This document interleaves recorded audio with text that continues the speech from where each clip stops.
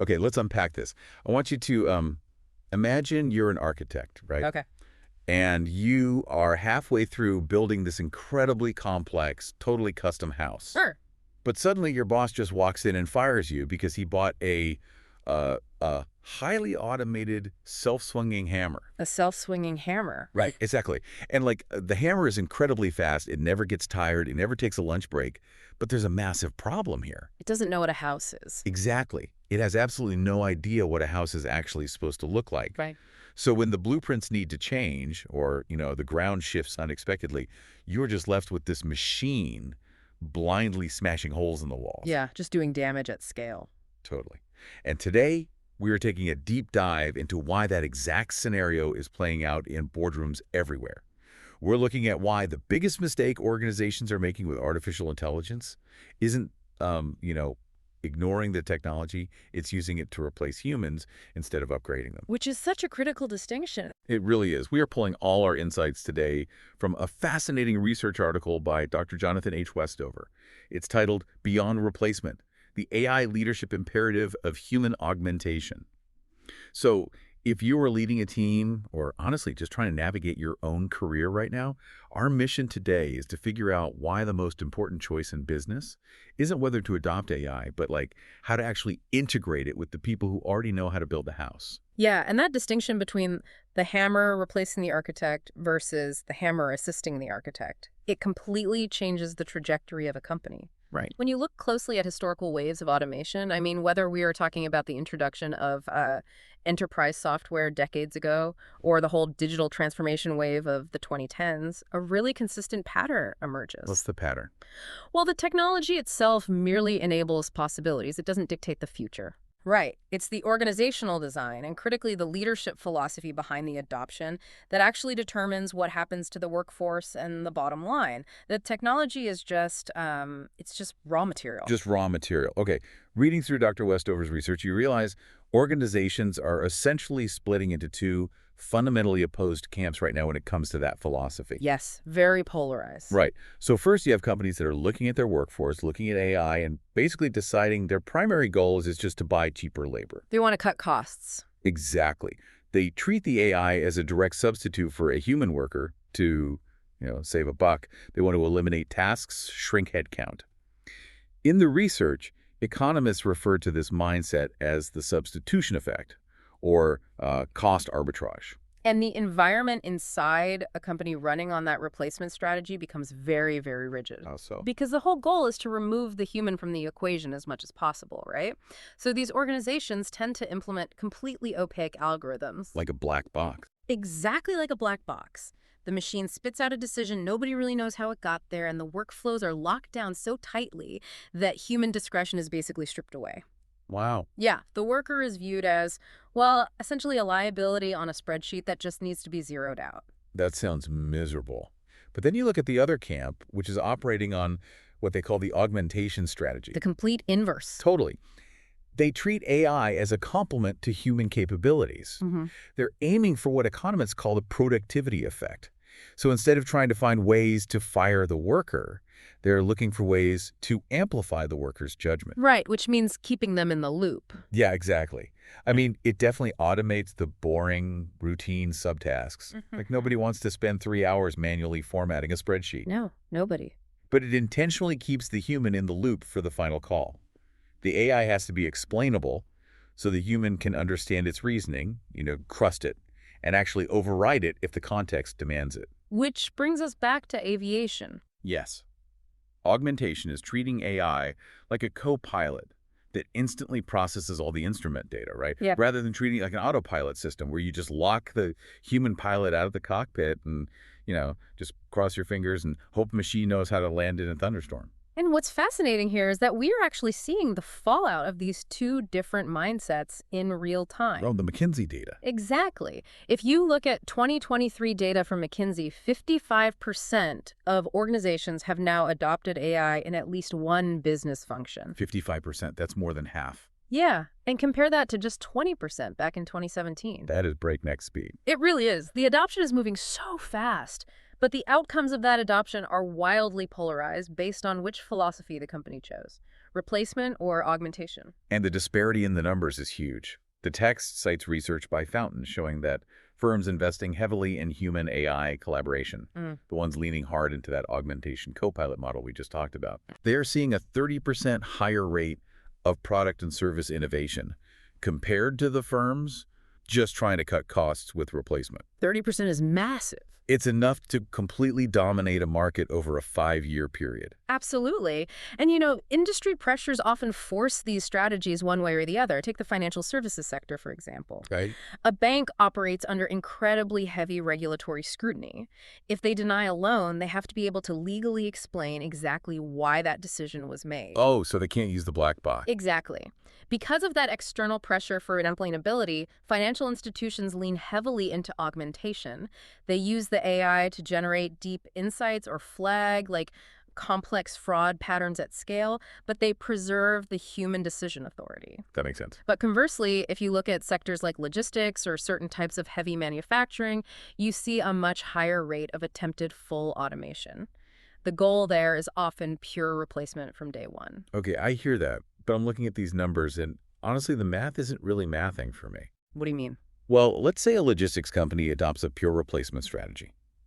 On paper, they can instantly cut millions in salaries, health benefits, HR costs just by automating an entire department. Sure, on paper.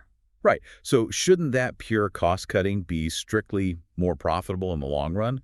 Why doesn't that spreadsheet logic actually hold up in reality? Because that spreadsheet logic fails to account for the fact that organizations are complex, living systems made of human beings. Oh, right. Humans. Right. When leadership adopts a replacement strategy, they trigger this massive, entirely predictable backfire effect. Okay, walk me through the backfire. The primary mechanism destroying that on-paper profitability is what psychologists call a psychological contract breach. A psychological contract breach. Yeah. When employees look at a new, multi-million-dollar AI system and realize it is a literal existential threat to their livelihood, their behavior instantly changes. Of course it does. Survival mode. Exactly. The unwritten contract of trust between employer and employee is broken. The workers go into survival mode, and they withhold the one thing the company desperately needs to make the AI work. Which is what? Their discretionary effort. Here's where it gets really interesting, because that means they stop sharing their deep, unwritten knowledge. I mean, if I genuinely believe this machine sitting on my desk is currently being trained to fire me, I am certainly not going to help train. If they don't, the text actually highlights a European bank that learned this the hard way. Oh, the loan processing one. Yes. They decided to implement an AI-driven loan processing system, and the stated goal was pure efficiency and cost reduction. But to get the system up and running, they needed their experienced human underwriters to validate the machine's decisions and, train it on complex risk factors. Right, they needed the humans to teach the machine. But the underwriters naturally feared for their jobs, so they gave the absolute bare minimum input during the training phase.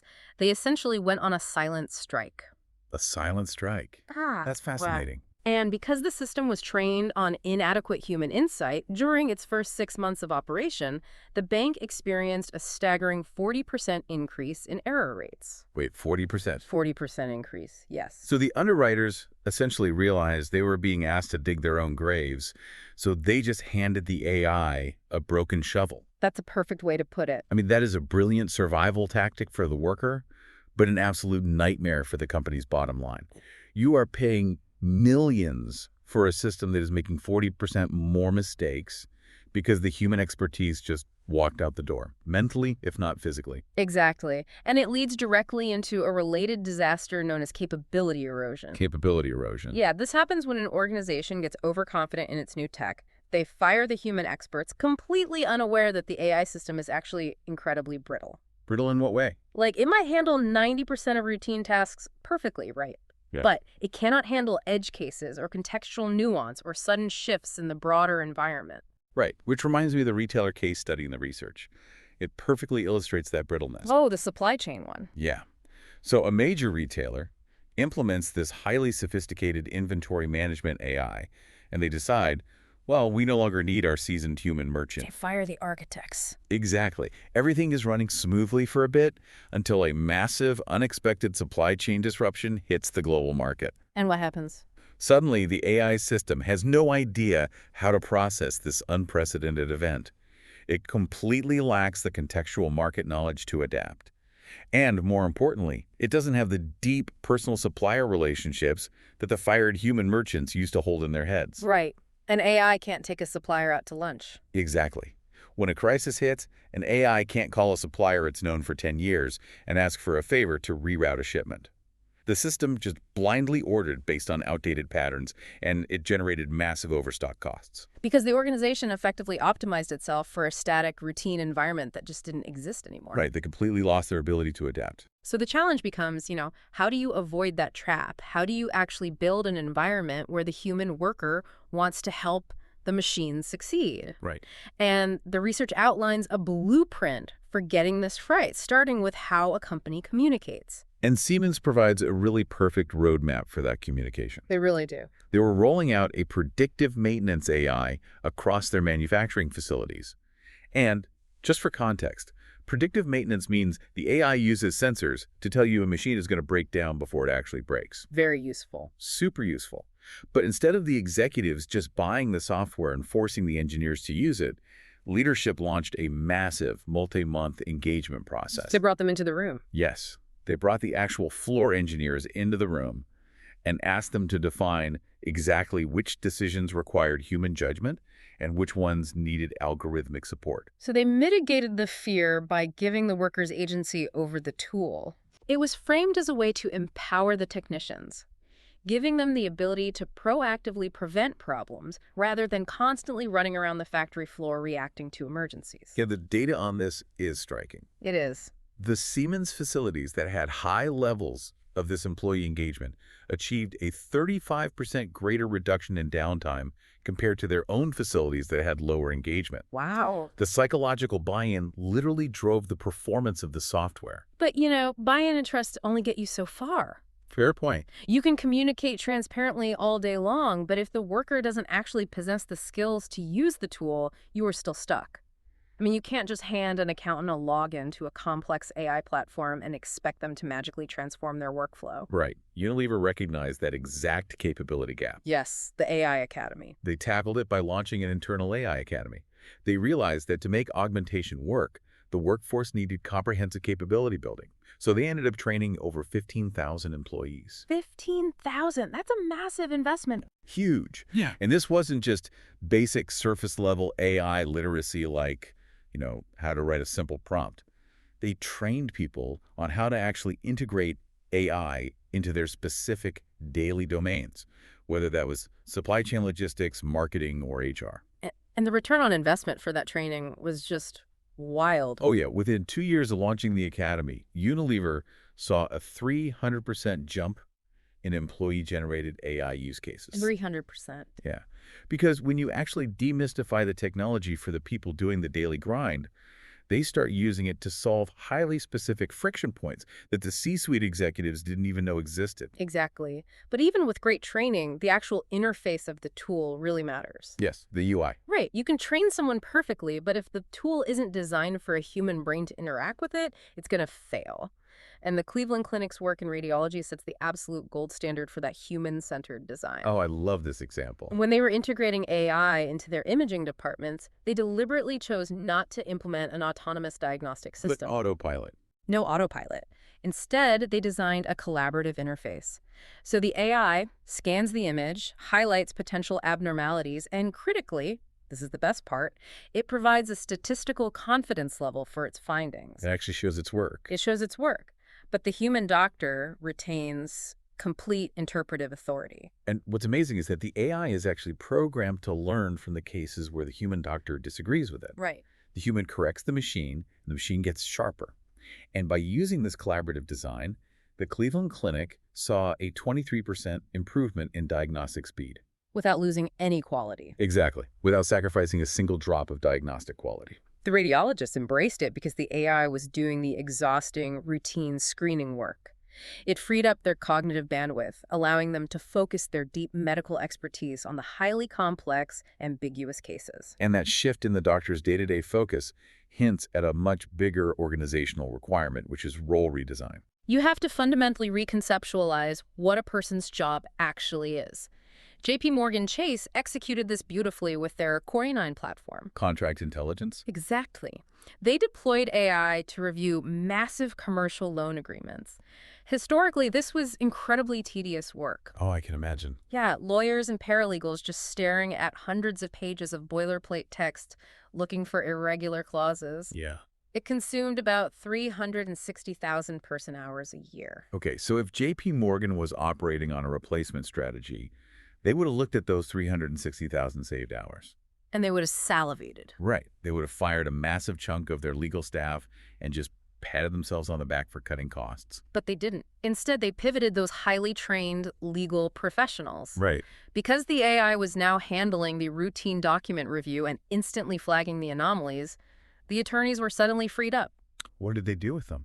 They had them focus on complex client advisory work, deep negotiation strategy, and, nuanced risk assessment. Wow. They dropped their processing time by 80%. And in doing so, the legal department actually transformed from a pure overhead cost center into a revenue-enabling function. That is incredible. They took the hours saved by the machine and turned them into higher-tier service for their clients. That is the ultimate sweet spot. Researchers Wilson and Dougherty actually call this the perfect human-AI collaboration zone. Humans amplify the AI by training it and explaining its outputs, while the AI amplifies the humans by giving them incredible speed and scale. It sounds perfect, but let's look at the harsh reality of corporate cycles here. Okay. This all sounds incredibly inspiring when profits are high. But what happens when the economy dips? The CFO demands a 10% budget cut across the board, and executives start looking for quick, painful savings. Like, how do companies keep that toxic replacement mindset from creeping back into the boardroom when times get tough? Honestly, it is the single biggest risk to this entire model. Right. The research is very clear that relying on good intentions is just not enough. Organizations have to structurally lock in the augmentation mindset through hard governance. Structural lock-in, what does that look like? You have to rewire the company's DNA so that when budget pressure hits, the system defaults to protecting the human-AI collaboration rather than destroying it. Salesforce is a really prime example of this. What did Salesforce do? They created an Office of Ethical and Humane Use of Technology. And this isn't just some toothless advisory board. They mandate rigorous human impact assessments before any new AI is deployed. Really? Yeah.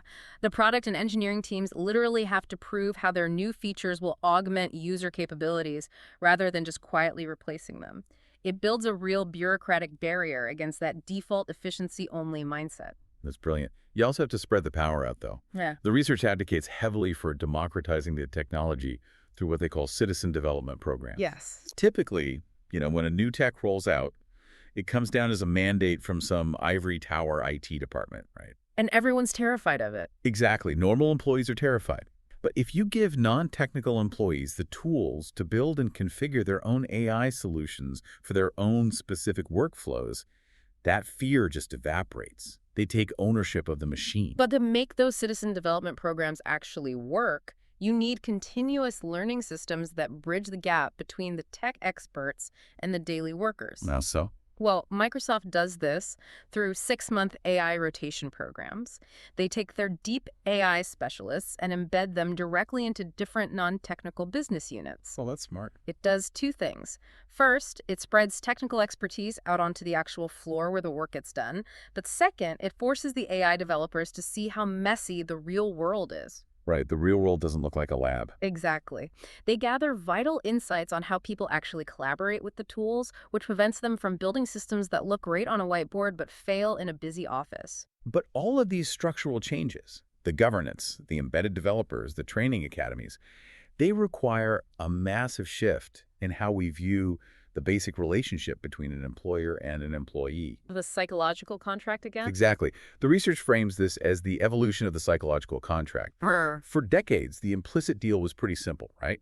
You give the company your loyalty and they give you static job security. You do your defined tasks, you get your paycheck, and nothing really changes. Right. But AI destroys that contract completely because the specific tasks are going to change every 6 months. Yeah, so the new promise a leading organization makes cannot be static job security. It has to be employment security through employability. Employability. The company is essentially looking at the worker and saying, We cannot promise that your specific daily tasks will even exist in 3 years, but we commit to continuously upskilling you so that your overall value in the labor market only grows. Wow. But organizations have to be willing to shift their internal performance metrics to match this new promise. That's the hard part. It is. You cannot evaluate a worker based on how fast they complete a routine task anymore because the machine is doing the routine tasks. You have to start rewarding learning agility, adaptability, and complex problem solving. If your annual performance reviews are still using the old metrics, the culture will simply reject the augmentation strategy. Bringing this right back to you, listening to this, whether you are deciding which company to work for next or you are leading a team of your own right now, this dynamic is exactly what you need to be evaluating. You want to look for an organization that operates like a GPS, not a static map. Oh, I like that analogy. Yeah. The old corporate model is a static map. It shows you one fixed route, one specific job description, and if a bridge is out or the road closes, you are just completely lost. But an augmentation culture is a GPS. It acknowledges that the terrain is shifting in real time, and it actively helps you reroute, adapt, and learn a new path as you go. And the transition from the map to the GPS requires immense trust, continuous financial investment in learning, and a fundamental philosophical belief that the human being navigating the route is the single most valuable component of the entire system. So what does this all mean? The defining takeaway from all these sources, from the McKinsey data to the brilliant UI design at the Cleveland Clinic to the role shifts at JP Morgan, is that the leadership challenge of the AI era is not a technological problem. No, it's not. It is a philosophical one. Engaged employees who have been given enhanced capabilities and trust will always completely outperform anxious, terrified workers who are just trying to survive in a company that treats them like a cost to be extracted.